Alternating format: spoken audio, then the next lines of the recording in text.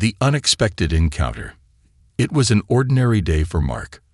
The sun was shining bright, and he was walking through the park, his usual escape from the pressures of work.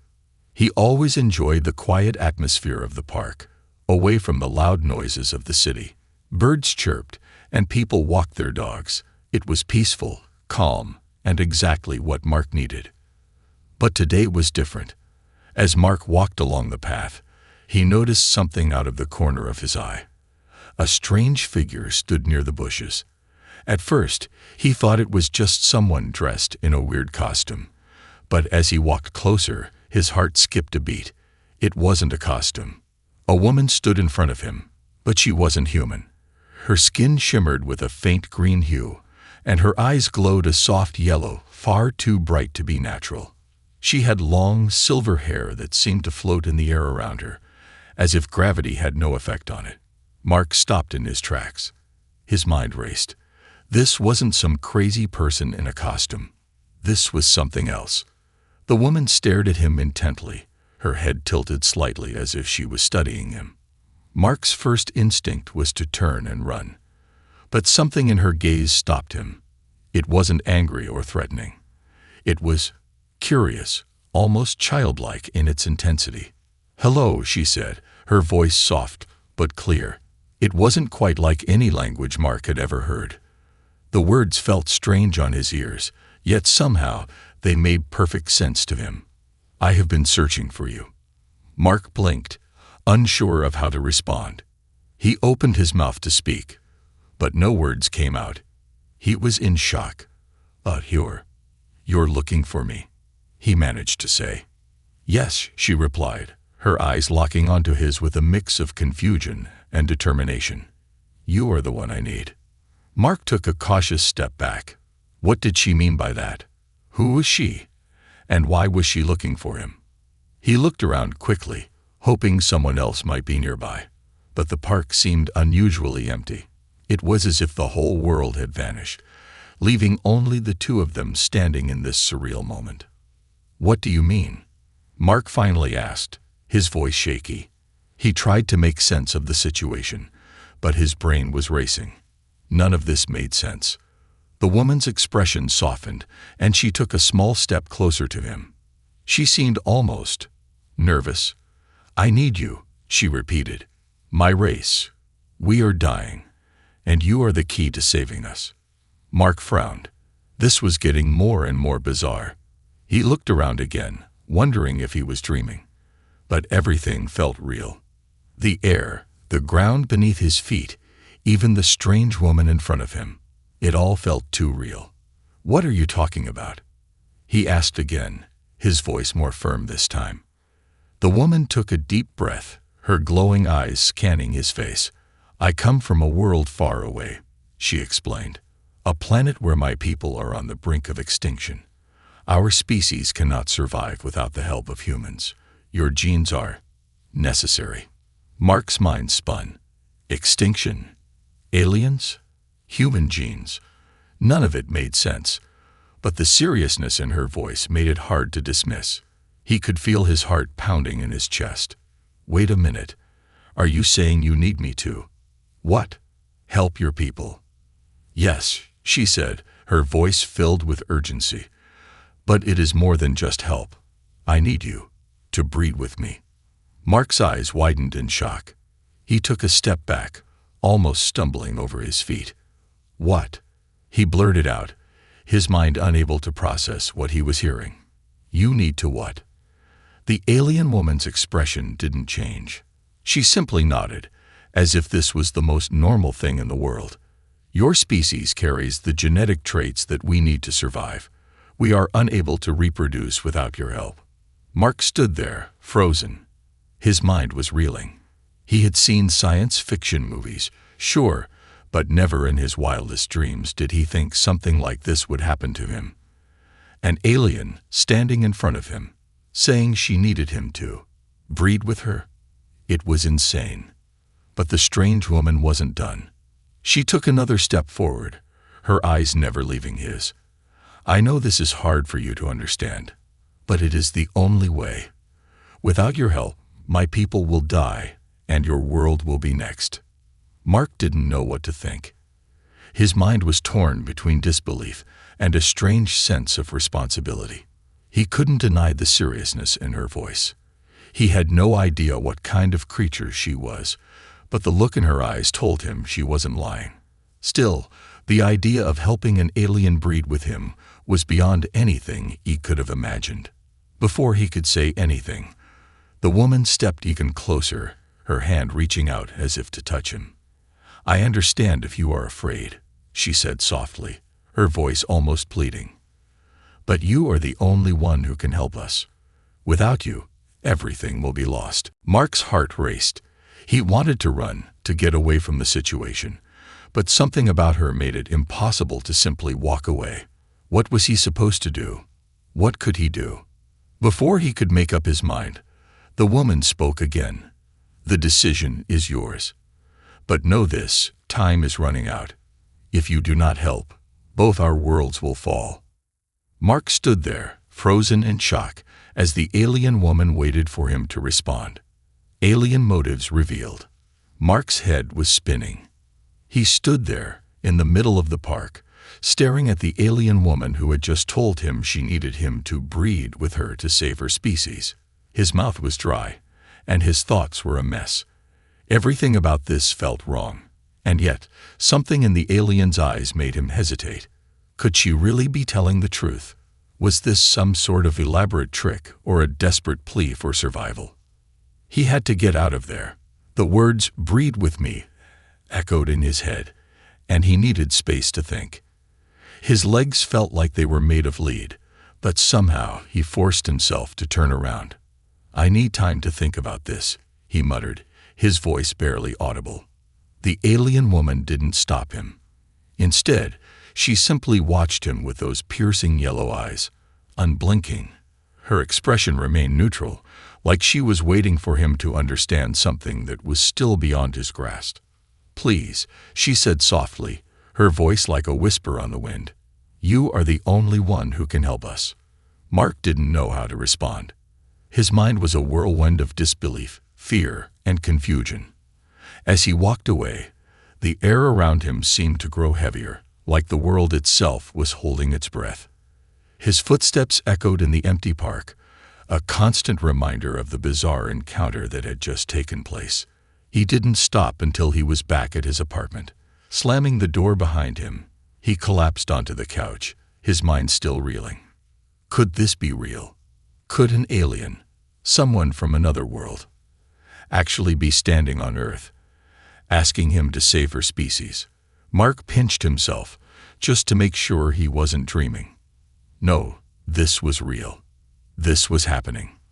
For the next few hours, Mark did everything he could to distract himself. He watched TV, scrolled through social media, and tried to ignore the overwhelming thought that kept creeping into his mind. But no matter how hard he tried, he couldn't shake the image of the alien woman, her glowing eyes, her strange skin, the way she spoke to him, like she knew him, like she needed him for something much bigger than he could possibly understand. By late evening, he couldn't stand it anymore. He had to go back. He had to know more. There was no way he could just ignore this, not after everything she'd said. What if she wasn't lying? What if the fate of not just her species, but his own species, was at stake? Without any further thought, Mark grabbed his jacket and headed out the door. He wasn't sure where he was going, but he knew he had to find her again. The park felt like the only place where he might get answers. When he arrived, the park was completely dark. The only light came from the distant street lamps, casting long, eerie shadows across the empty paths. He walked through the quiet space, his footsteps muffled by the soft grass beneath his shoes. He felt like she nodded, her face serious. "Yes, your genetic makeup is unique. Your species holds the key to our survival. Without your help, we will cease to exist. We can no longer rely on our own kind to repopulate. Our bodies, our biology, they are broken." Mark's brain struggled to process the words. "I don't understand," he said, shaking his head. "Why me? Why not anyone else?" "Because you are human," she replied simply. "You have the genetic diversity we need. You hold the strength that we lost long ago. Only your kind can help us restore what has been lost." Mark felt a shiver run through him. Her words were sinking in, and a new sense of urgency began to grow inside him. If what she was saying was true, then this was bigger than anything he had ever imagined. But it still didn't make sense. Why would they need him, one person, when there were so many others? What was so special about him? "I don't get it," Mark said, frustration creeping into his voice. "Why me, of all people? There's got to be someone else you could ask." The alien woman's eyes softened, and for the first time, Mark saw a flicker of something more than just urgency. There was sadness there, hidden beneath her calm exterior. "You don't understand. Our people have been dying for centuries. We've tried everything. We've tried to adapt, but we can't. And now, it is too late. There is no one else." Mark felt a weight on his chest. The world around him seemed to grow still, as though time itself had paused. There was no turning back now. The alien woman wasn't just asking for his help. She was begging for it. The survival of her species, the future of her people, all rested on him. And somehow, he had become the only hope she had left. The arrival of the mothership. The days that followed were a blur for Mark. The alien woman, whose name, he learned, was Elysia, had made it clear that time was running out. Her species, the Zetheri, were facing imminent extinction, and their survival depended on him. But the more Mark thought about it, the less sense everything made. Why him? Why Earth? And why now? He felt like he was caught in a dream. A nightmare, perhaps. And he couldn't escape. He spent hours researching alien species, trying to find something, anything, that would explain this strange encounter. But no matter how much he searched, he found nothing about the Zetheri. There were no references to any species with glowing eyes or the ability to manipulate gravity. There were no clues to what they wanted from humans or why. It was as if the entire history of the Zetheri had been erased. Mark tried to forget about it. He went to work, met his friends for coffee, did all the usual things to distract himself from the overwhelming pressure Elysia had placed on him. But he couldn't shake the feeling that something bigger was at play, something far beyond anything he could understand. Then, just as he was beginning to push everything to the back of his mind, it happened. It started as a strange rumble in the ground, a low, unsettling hum that seemed to vibrate through the air itself. Mark was in his apartment when it started. At first, he thought it was just another earthquake, but something about it felt different. He rushed to the window and looked out. The sky was dark, almost too dark for a clear day. And then he saw it, a massive shadow, hanging ominously above the city. It wasn't a storm cloud or a passing plane. This was something much larger. Mark's heart raced as he stared up at the shape. It was a ship, but it wasn't any kind of ship he had ever seen. The thing was enormous, hundreds of times the size of the tallest building in the city. Its surface shimmered with an iridescent glow, like some kind of metallic liquid, and it seemed to shift in the sky, almost like it was alive.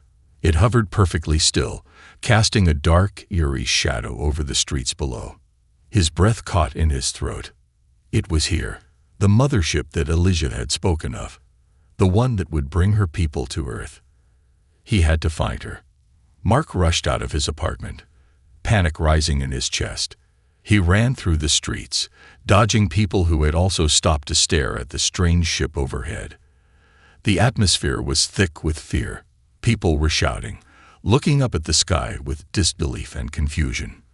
There were no sirens yet, no sign of any emergency response, but Mark knew something was terribly wrong. He couldn't shake the feeling that the Zetheri were not here to make friends. They had come for something, and he was at the center of it all. It didn't take long for him to find Elysia again.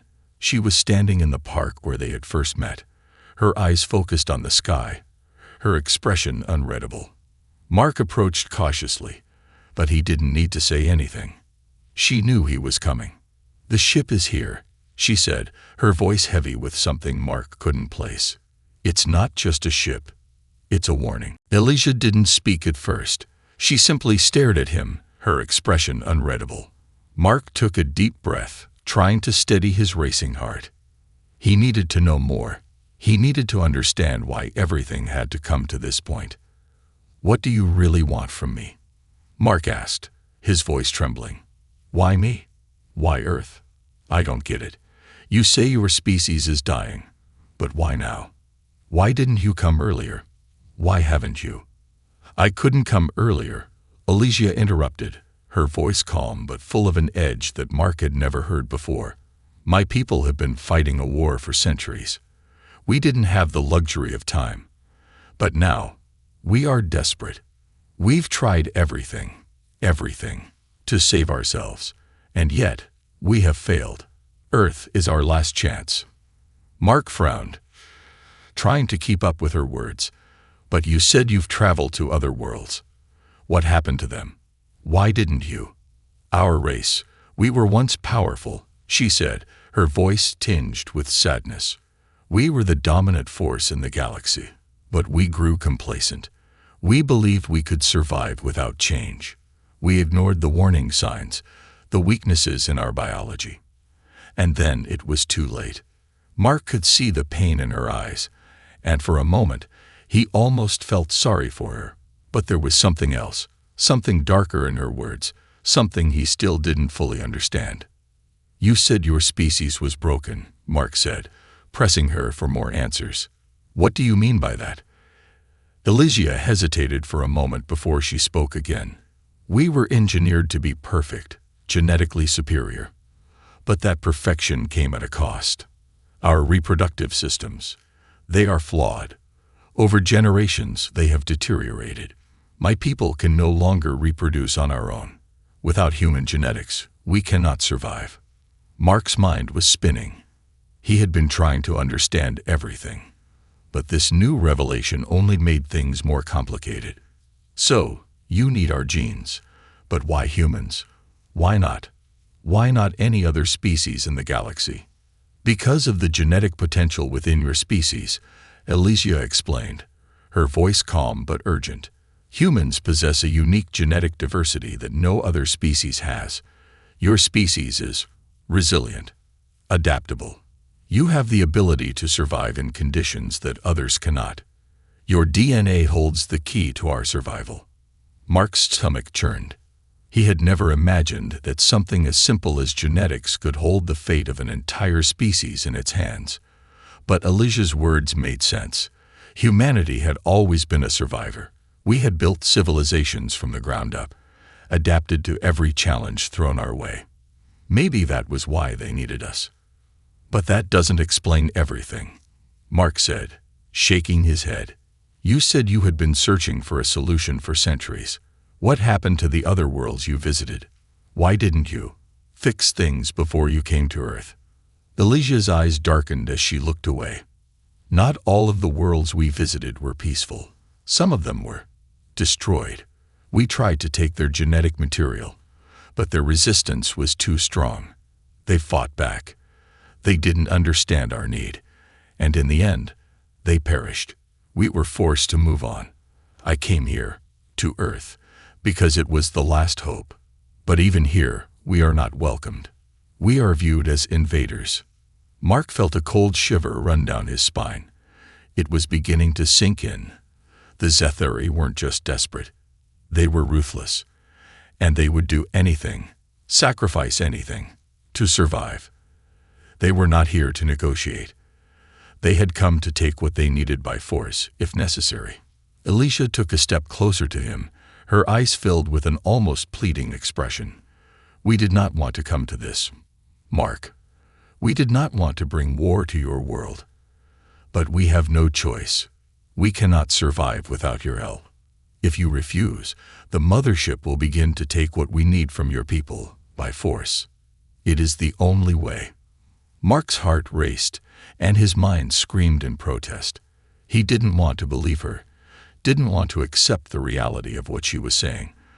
But the mothership loomed in the sky above them, a constant reminder of the Zethari's power.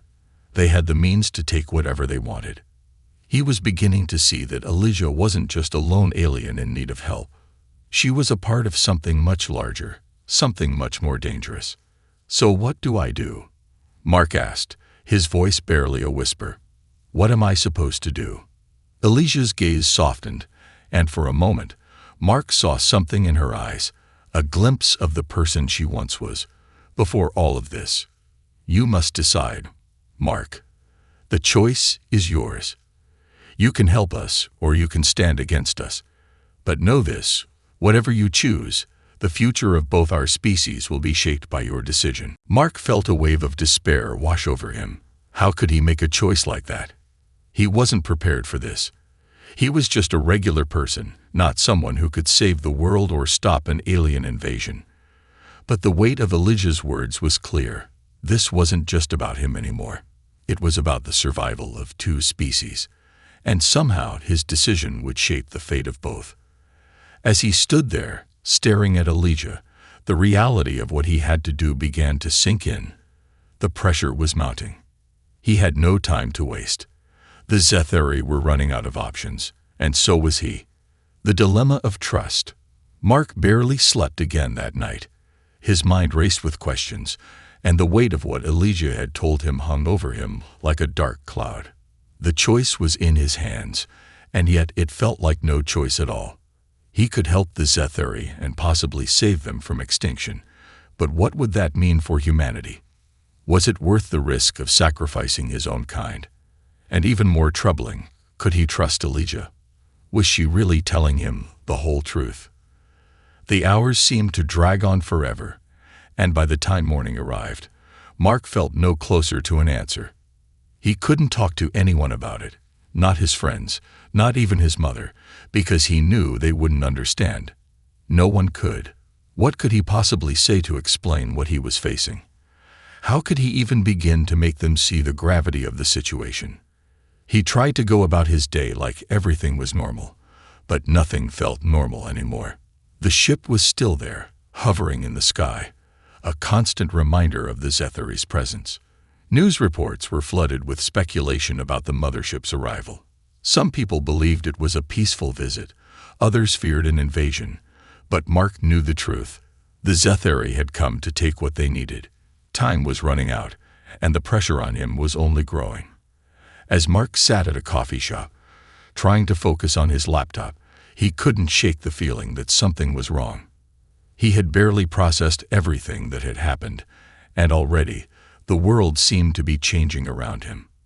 He stared at the screen, but the words blurred before his eyes. His thoughts kept drifting back to Elijah, to the way she had looked at him, almost pleading, but with an underlying sense of inevitability. Was this all her plan, or was she a victim of something larger than herself? Was she truly on his side, or was she using him as a pawn? His phone buzzed on the table, pulling him from his thoughts. It was a text message from his mother. "Mark, I need to talk to you. Come home now." He didn't hesitate. Whatever was waiting for him at home, he knew it was something important. He grabbed his things and rushed out of the cafe. When Mark arrived home, his mother was pacing nervously in the living room. She looked up as he entered, her face pale and drawn. She seemed even more anxious than he had ever seen her. "Mark, sit down. We need to talk." Mark dropped his bag by the door and sat down across from her. His heart was already pounding. Whatever she had to say, it wasn't going to be easy to hear. "What's going on, Mom?" he asked, trying to keep his voice steady. She sat down beside him, her hands wringing together. "I've been trying to understand everything that's happening, Mark. I've been reading up on the Zethari, trying to find some answers. And I don't know what to think anymore. I found something you need to see." Mark furrowed his brow. "What is it?"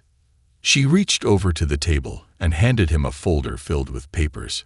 He took it, opening it cautiously. Inside, he found printouts of news articles, government reports, and research studies, some of it recent, some going back years. He scanned the first page, and his stomach churned. "This is a report from a government think tank," his mother explained, her voice shaky. "It's classified, but I managed to get my hands on it. According to this, there are traces of the Zetheri, of their technology, found in various places across the globe. Not just the mothership. They've been here before." Mark's heart sank. "What do you mean? They've been here before?" His mother nodded grimly. "Yes, there are records of their ships landing on Earth decades ago, long before they arrived in that mothership, but the government covered it up. They didn't want anyone to know. And now I'm wondering if they've been manipulating things behind the scenes. What if they're not just here for help? What if they've been planning this for much longer than we think?" Mark's mind raced. Could this really be true? Had the Zetheri been secretly observing Earth for decades, waiting for the right moment to strike? If what his mother was saying was true, then everything about the Zetheri's arrival seemed more sinister. It wasn't just a simple plea for help. It was a calculated move, a desperate attempt to gain control over humanity. I don't know what to believe anymore, Mom," Mark said, his voice barely above a whisper. "Elijah said they were desperate. She said they weren't trying to harm anyone, that they just needed our genetics to survive. But what if there's more to it?" His mother's eyes narrowed. "That's exactly what I'm afraid of. What if she's lying to you? What if everything she said is part of a bigger plan? And what if—" Before his mother could finish, the doorbell rang. It was a sharp, urgent sound that made Mark jump in his seat. He exchanged a confused glance with his mother before getting up to answer it. He opened the door, and standing there was a man in a suit, his expression grim and unreadable. "I'm sorry to interrupt, but I need to speak with you, Mark," the man said, his voice low. "It's about the Zetheri." Mark's heart skipped a beat. "Who are you?" The man flashed a badge. "I work for a private organization monitoring extraterrestrial threats. We've been tracking the Zetheri for years. You're in danger, Mark. Both you and your world." Mark's mind was spinning. He couldn't take any more surprises. "What do you mean? What's going on?" The man stepped inside, glancing over his shoulder as if checking for anyone watching. "The Zetheri are not who they say they are. They've been manipulating your government, planting seeds of distrust for years. They've already infiltrated key organizations around the world. And now, they're making their final move." Mark's stomach dropped. "What are you saying?" "Elijah." "Elijah is part of their plan," the man interrupted. "She's a pawn, just like you. They need you to help them gain access to the genetic material they want. But once they have what they need, they'll have no use for you or humanity." Mark's mind spun.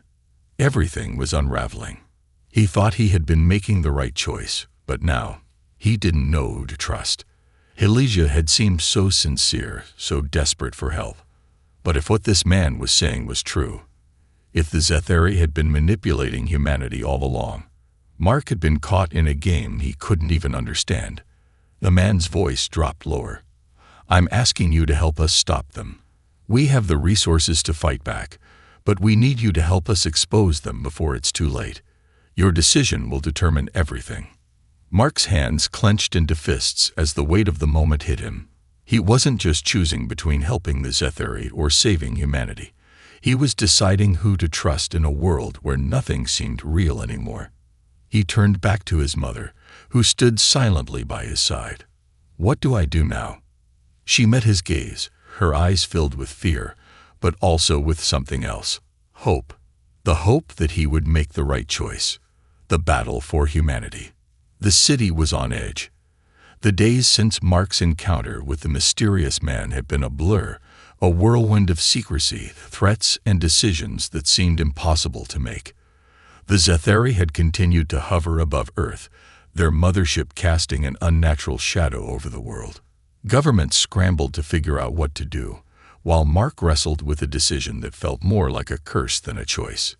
He couldn't escape the constant weight on his shoulders. Every time he closed his eyes, he saw Elijah's face, her desperate plea for help echoing in his ears. But now, after learning the truth, after hearing the secrets the mysterious man had revealed, Mark knew that the situation was far more dangerous than he had imagined. The Zetheri weren't just seeking a way to survive.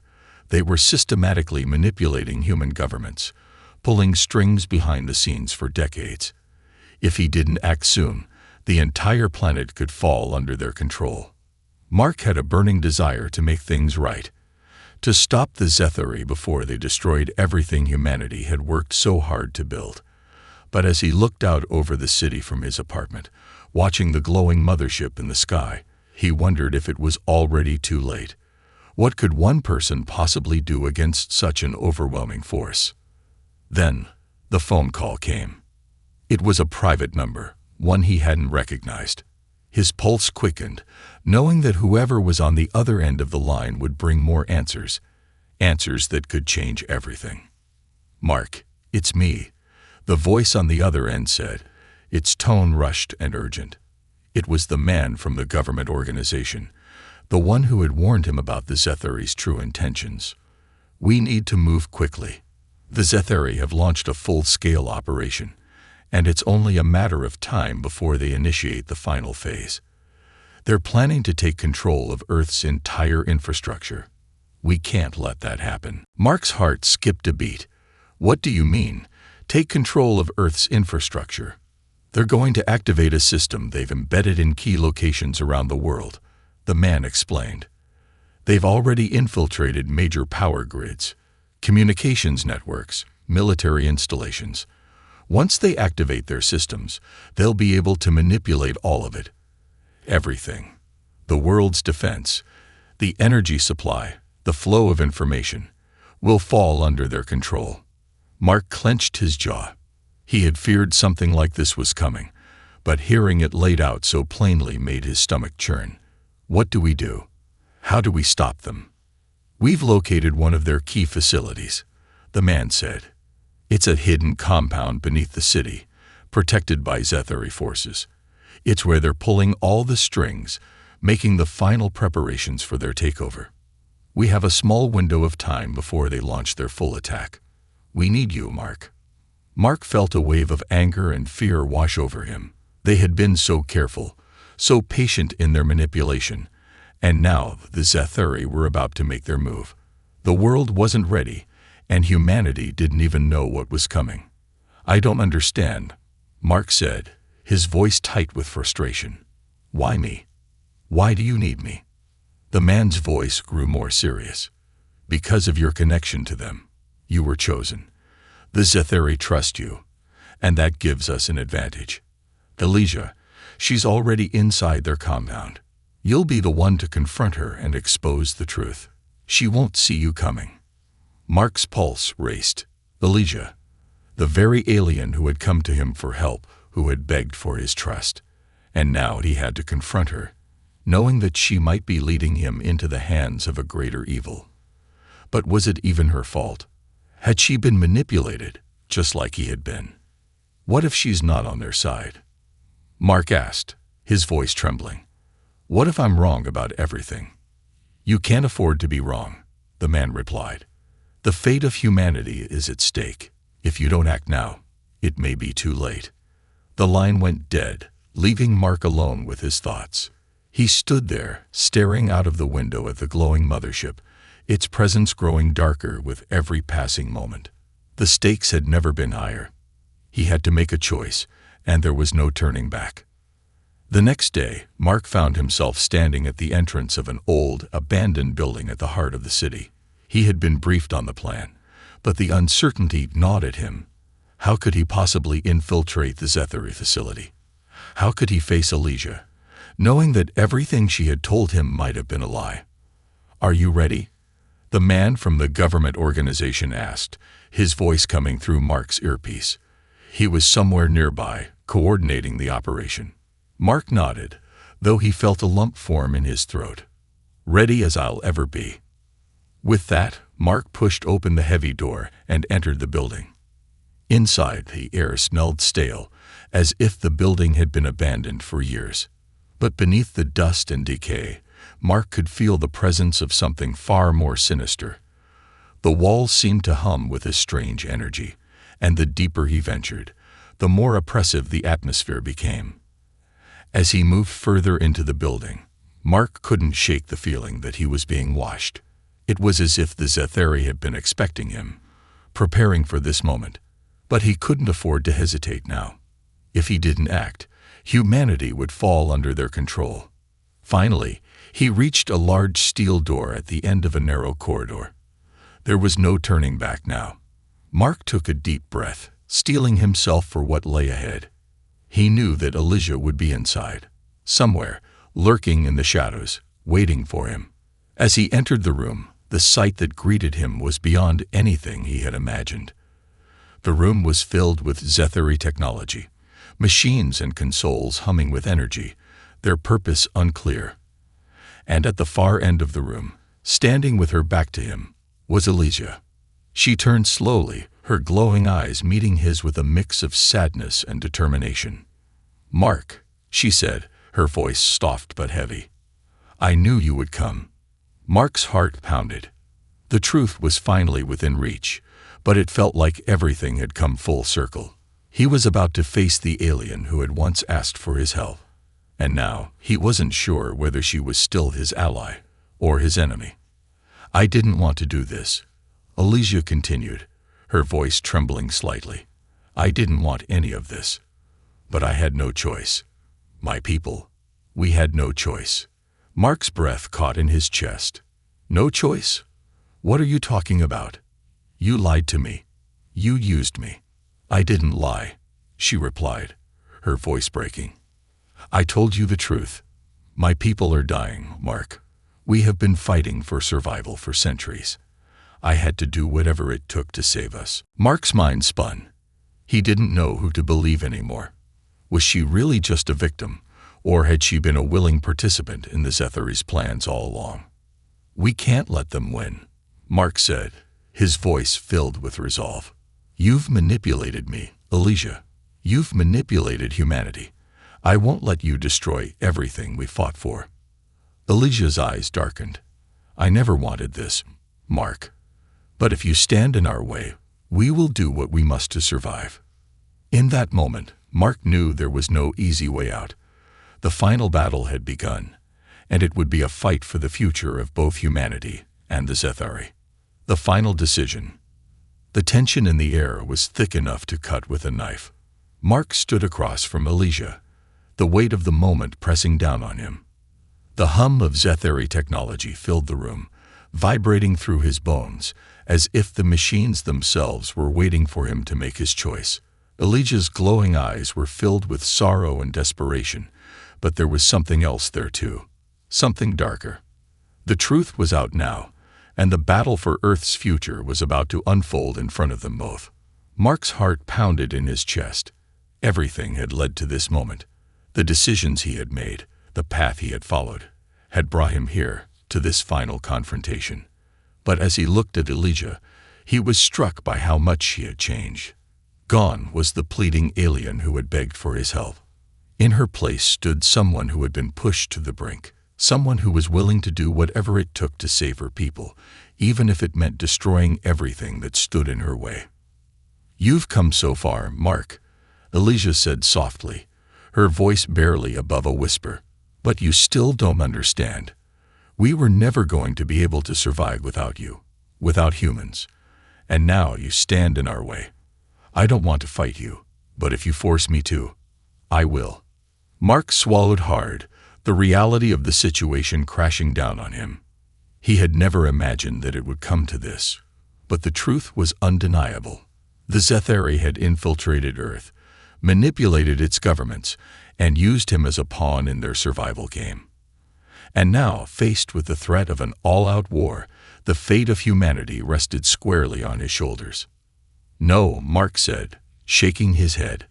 "I won't let you destroy everything. You've been lying to me, using me from the beginning. You said you needed our help, but what you really want is control. You've already taken too much." Elijah's eyes flickered with something like regret, but it was gone in an instant. "You still don't get it. My people are dying, Mark. We're not here to conquer. We're here to survive. If we don't get the genetic material we need, we will vanish. Forever." Mark's fists clenched at his sides, The truth of what she was saying hit him like a punch to the gut. He had known, on some level, that her people's survival depended on him. But now, as the situation unfolded before him, he realized just how far the Zetheri had already gone to ensure their future. If he refused to help, there was no telling what they might do to get what they needed. "Do you understand what you're asking?" Mark shot back, his voice sharp.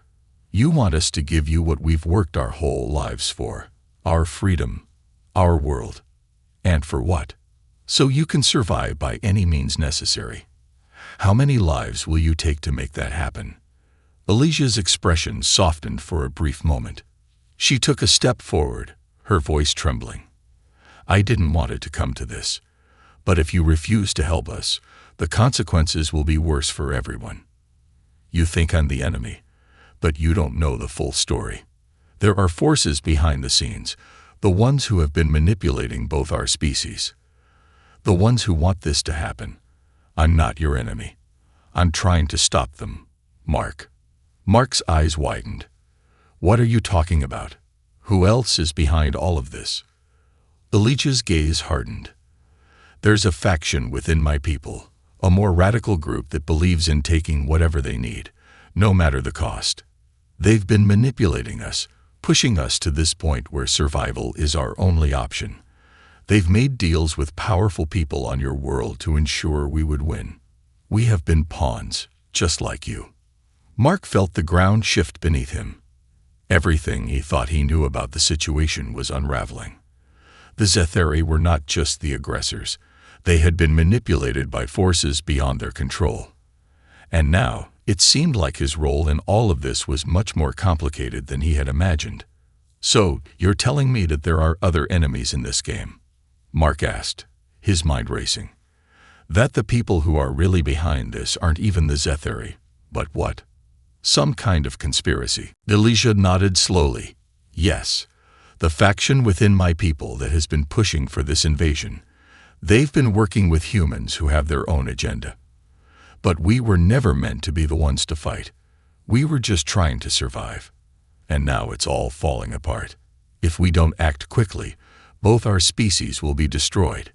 Mark's mind spun with new information. It felt like everything was falling apart, and he couldn't tell who the true enemy was anymore. Had Alicia been telling the truth this entire time? Or was she just another pawn in a game that was much bigger than either of them? "What do you want from me?" Mark asked, his voice a mixture of confusion and frustration. "What can I do now? Everything's already set in motion. We've reached the point of no return." Alicia's gaze softened, her voice barely above a whisper. "You have to stop the radical faction. You have to stop them before they destroy everything. There's a weapon hidden in the heart of the mothership, something that could end the invasion before it starts. If you help me destroy it, we can stop this madness." Mark stood there, frozen. The idea of working with Alicia now felt impossible, but the weight of her words, the urgency in her voice, made it hard to dismiss. The entire fate of both Earth and the Zetheri now rested on his decision. He took a deep breath, knowing that there was no other way. The stakes were too high. If he did nothing, the war would only escalate. The Zetheri would tear humanity apart, or worse, humanity would fight back, leading to a catastrophe neither side could survive.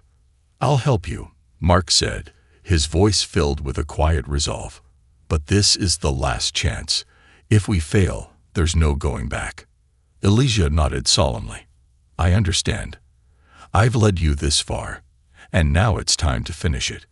Together, they walked toward the heart of the mothership.